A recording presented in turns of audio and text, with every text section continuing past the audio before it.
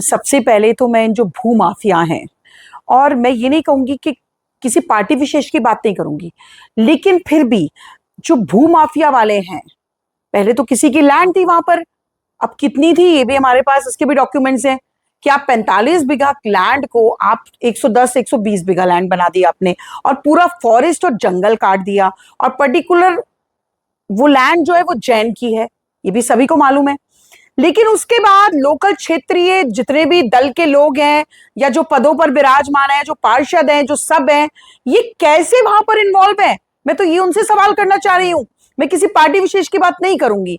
ये देखिए मेरे पास एक हाई कोर्ट का, ये कोर्ट की कितनी बड़ी अवहेलना करने का ये लोग काम कर रहे हैं कि हमारे पास ये नोटिस है, उसके बाद पूरे डीएम, पूरी यहाँ की पुलिस प्रशासन, पूरी टीम्स को वहां पर भेजा गया, और टीम को भेजने के बाद उस दिन तो काम पूरा रुक जाता है और आनंद फानंद में इनकी भागादौड़ी शुरू हो जाती है। और मुझे ये बात समझ में नहीं आ रही कि अगले 2 दिनों के बाद फिर से जोरों शोरों पर, उससे ज्यादा जोरों शोरों पर जो है वहां पे काम चल रहा है।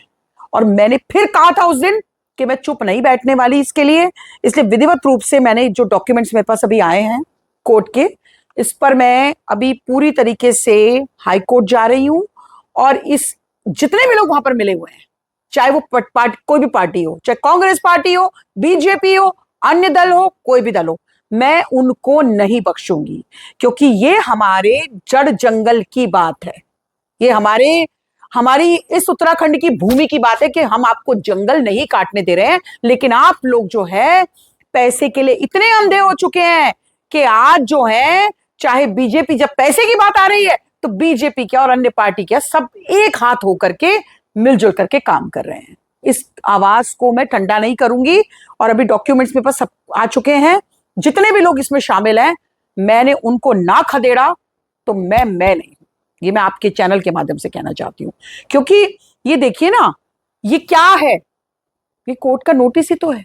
ये हाई कोर्ट के जो है 3, ये honourable mister justice Prakash Shrivastava ji जो चेयरपर्सन है, और जो honourable doctor A Senthil VL expert member जो है, ऑनरेबल डॉक्टर अफरोज अहमद, ये 3 लोगों का देखिए आप, ये जो है ये पूरा जो है इन्होंने निकाला है इसको, और ये ऑर्डर है हाई कोर्ट का। उसके बाद आप इसकी अवहेलना कैसे कर सकते हैं? ये मेरा आपके चैनल के माध्यम से मैं उन लोगों तक इस बात को पहुंचाना चाहती हूं कि जो भी लोग वहां पे भू माफिया जो बैठे हुए हैं वहां पर, और पार्टियों की आड़ में जो भू माफिया बनने का काम कर रहे हैं, इस बार उनके घर के बाहर मुझे बैठना होगा और इस आवाज को पूरी तरीके से उठाना होगा। नहीं बख्शे जाएंगे ये भू माफिया।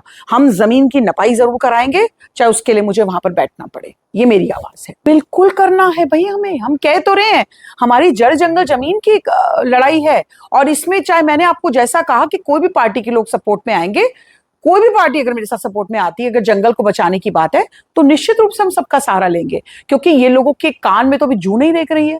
ये लोग तो कहते हैं कि हमने मीडिया को खरीद लिया है, ये लोग तो कहते हैं कि सारे पार्टी वाले, बीजेपी वाले हमारे हैं, ये कहते हैं कांग्रेस वाले हमारे हैं। अरे भाई, किस पार्टी की बात कर रहे हैं आप? ये जमीनें किसी पार्टी विशेष की नहीं है, ये जमीन उत्तराखंड की है, ये जमीन उत्तराखंड के लोगों की है। आप कैसे इस जमीन को हड़प करने का काम कर रहे हैं? आप 25-30 बीघा, 45 बीघा, आप ये दिखाइए आपको डॉक्यूमेंट कौन से हैं। उस जमीन की आड़ में आपने पूरा जंगल काट दिया और उसको 150 बीघा बना दिया। ये कहां का रूल है, कहां की रेगुलेशंस है? और मैं ये देख रही हूं कि कोई देखने वाला नहीं है, इनको कोई जांचने वाला नहीं है। मैंने डीएम सर के पास कल मिलना है इस जमीन को लेकर के, और मैं इस पर निश्चित रूप से डीएम सर से बात करूंगी कि इस तरह का ये केस है, वहां पे कैसे इतने सारे लोग काम कर रहे हैं, और धड़ल्ले से जो है वहां पे करोड़ों रुपए, अरबों रुपए के पुश्ते लगे जा रहे हैं, जमीन अंदर ही अंदर पेड़ कट जा रहे हैं। पहली बात तो एक पेड़ काटना अपराध था, हजारों तजारों पेड़ कट जाते हैं और कोई बोलने वाला नहीं। इस चीज पर हम जरूर विरोध करेंगे, मुझे किसी का कोई डर नहीं है। मैं हमेशा से बात कहती हूं, हमने कभी ऐसे क्राइम नहीं किए, ना हम कोई भू माफिया हैं। इस आवाज को हम लोग बुलंद करेंगे, और सभी पार्टियों के सहयोग से हम वहां पर बैठने वाले हैं। जी गोसाई जी, हम लोग कहाँ खड़े हैं इस समय?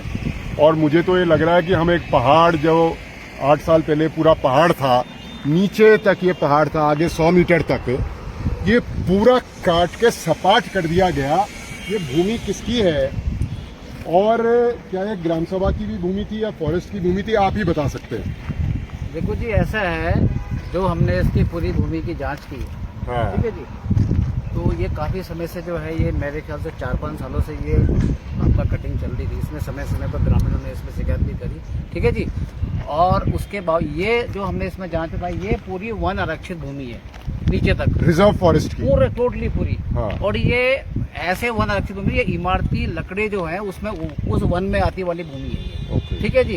तो ये पूरा का पूरा इन्होंने वन आरक्षित भूमि को काट करके ये सारे जो आपको मकान दिख रहे हैं ऊपर, हाँ। ये सारे वन आरक्षित भूमि बने हुए। सामने देखो पीछे गांव है, हाँ। खाला गांव से होता है ये साथ, खाला गांव, ठीक है जी। हाँ। और ये इसमें इस भूमि में कम से कम 50 बीघा जमीन हाँ। जो खसरे नंबर में लगी हुई है वो बंजर भूमि है और हाँ। जंगल झाड़ी भूमि है। ओके। कम से कम 70 मतलब 60-70 बीघा जो जमीन है सरकारी भूमि है, वन आरक्षित भूमि को छोड़ करके। और ये कम से कम जो हमने इसमें देखा, ये 500 बीघा जमीन है ऊपर तक, पूरी ऊपर तक ये सारी वन आरक्षित भूमि है पूरी। यहाँ से शुरुआत तो होती इसमें है। क्या कोई प्राइवेट लैंड का भी हिस्सा था? हाँ, इसमें अब ये तो मुझे पता नहीं, थोड़ा बहुत। हाँ, थोड़ा बहुत था। नहीं, इसमें जो नीचे खसे, असली में क्या है, लगे हुए नंबर है, लगे जैसे हुए क ख ग में होता है ना। अब तो बिना डिमार्केशन के, बिना सीमांकन के जो है, अब इस भूमि का सबसे पहले इसका सीमांकन होना चाहिए था। और जो भूमि दे रहा है वो ठीक अपनी है। भूमि में जो मर्जी करे, कुल उसको मिला दिक्कत के नहीं है। पहाड़ को काट दिया गया। रिजर्व फॉरेस्ट की भी लैंड है, बंजर भूमि भी है, ग्राम सभा की भी लैंड है, जंगल झाड़ी भी है। अब निगम में आ गया है, नगर निगम क्षेत्र में। खाला गांव हमारे बगल में है, शिव मंदिर के बगल में साकिया कॉलेज के साथ हम खड़े हुए हैं। इसका मतलब जो मसूरी के इर्द गिर्द बादल फटने की घटनाओं का एक प्रमुख कारण ये भी है कि पहाड़ और जंगल काट दिए जा रहे हैं और बादल फटने की घटनाएं बढ़ रही है। आगे की ओर चलते हैं और आगे का जायजा लेते हैं, संकलन करेंगे और लड़ाई लड़ेंगे।